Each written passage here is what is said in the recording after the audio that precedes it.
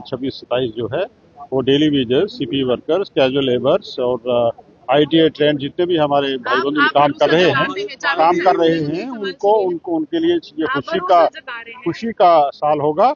हमारे जितने भी हैं CP worker, casual labour, land owners और जो हमारे नीड बेसिस सब लोग जो हमारे भाई बंधु इस फील्ड में काम कर रहे हैं उनके लिए 2026-27 जो है खुशी का साल होगा। लेकिन पेंडिंग वेजेस आपने अप्रैल के महीने में वादा किया था, उसके बाद वो कह रहे वादा खिलाफी भी हुई है, तो वो कैसे आप भरपाई करने वाले? अब देखिए बजट आ रहा है और असेंबली सेशन भी लग रहा है और क्योंकि ये एक इस सब्जेक्ट पे हमने एक कमेटी तश्कील दी थी, उसकी भी रिपोर्ट आ जाएगी और जब मैंने कह ही दिया कि साल ही खुशियों का साल होगा। लेकिन आप हर बार कहते हैं सवाल बजट मैंने कभी ये नहीं कहा था।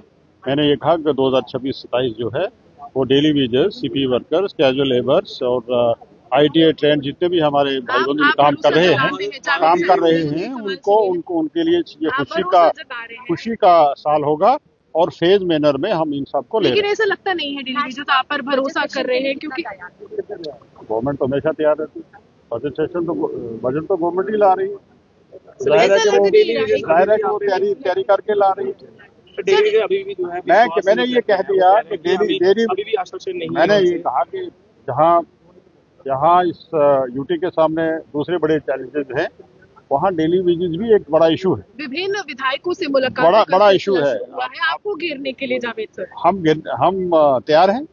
अच्छा, एक सवाल है, आपकी पार्टी से ताल्लुकात रखते हैं आगा रोहिल्ला ने कहा कि आपने पर्सनल लेवल पर उनसे मुलाकात की, सिफारिश की ताकि डॉक्टर साहब आपको मंत्री बनाए। इस पर कुछ सफाई है आपकी तरफ से? अब मुझे बहुत वायरल हो रहा है और मुझे ये लग रहा है उनकी सेहत ठीक नहीं है। किस तरह की? उनकी तबीयत ठीक नहीं है। किस तरह का इलाज है? इलाज कैसे है उनका?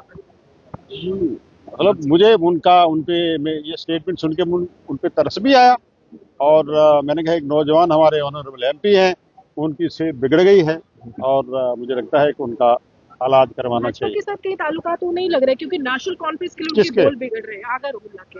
नेशनल कॉन्फ्रेंस के तो विरोध में ही आ रहे हैं। अब देखिए जो लोग जो हैं पार्टी लाइन को टो नहीं करते हैं, तंजीम के मंशूर के तंजीम के एजेंडे के खिलाफ बोलते हैं, उनकी कोई ना कोई लाइन तो होगी। ऐसे भी दिल्ली दाग लगाने में किसी को फर्क नहीं छोड़ती है। रिश्ते कैसे हैं आपके आगा रोहिल्ला के साथ? अगर मैं सवाल करूं, कुछ व्यक्तिगत रिश्ते? आप देखिए, मैंने कहा कि उनकी तबीयत ठीक नहीं है, एक कंसर्न तो हमें है। ये देखिए ना,